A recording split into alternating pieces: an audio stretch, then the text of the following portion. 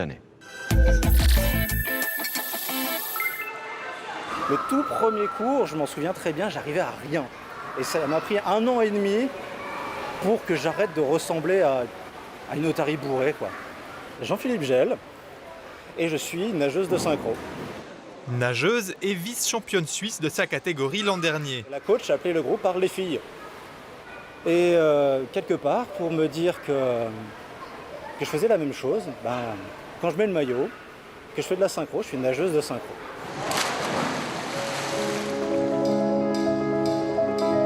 Ancien militaire dans la marine française puis dans l'armée de terre, Jean-Philippe Gel découvre la natation synchronisée il y a 3 ans. Aujourd'hui, il a transmis le virus à sa conjointe Séverine. Avant, on nageait déjà en natation sportive ensemble. Donc, On s'est rencontrés à la piscine. on était déjà habitués à faire des choses ensemble, mais là, c'est vraiment construire quelque chose ensemble. C'est une performance à deux, quoi, ce qu'on n'avait pas finalement avant, quoi. Les filles, quand elles en font en duo, souvent c'est des sœurs ou des jumelles ou des choses comme ça. Et il faut qu'il y ait quelque chose qui communique dans un duo en synchro. Sinon, ça se voit. Il manque le quelque chose. 4, 5, 6, 7, 1, 2. Rejoindre un club, pour un homme de 39 ans qui plus est, n'a pas été chose facile. Je l'ai vu arriver à la piscine et je me suis dit, c'est quoi ça?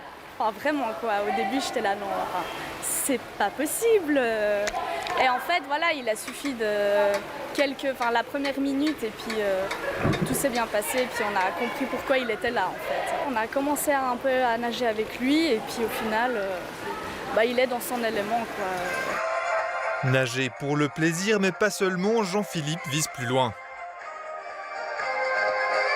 Je me dis qu'en 2024, il y a les JO à Paris. Alors continuer à mettre mon pied dans la porte, l'épaule, rentrer dedans et dire coucou la FINA. J'ai passé tout ce qu'il fallait d'ici là. Faites rentrer des mecs au JO. Rendez-vous en 2024 ? Ouais, j'ai envie de vous dire ouais. D'ici là, Jean-Philippe a écrit un livre dans lequel il raconte son parcours. Il y décrit le regard des autres et prend soin de déconstruire les stéréotypes de genre liés à cette discipline, selon lui encore trop peu connus.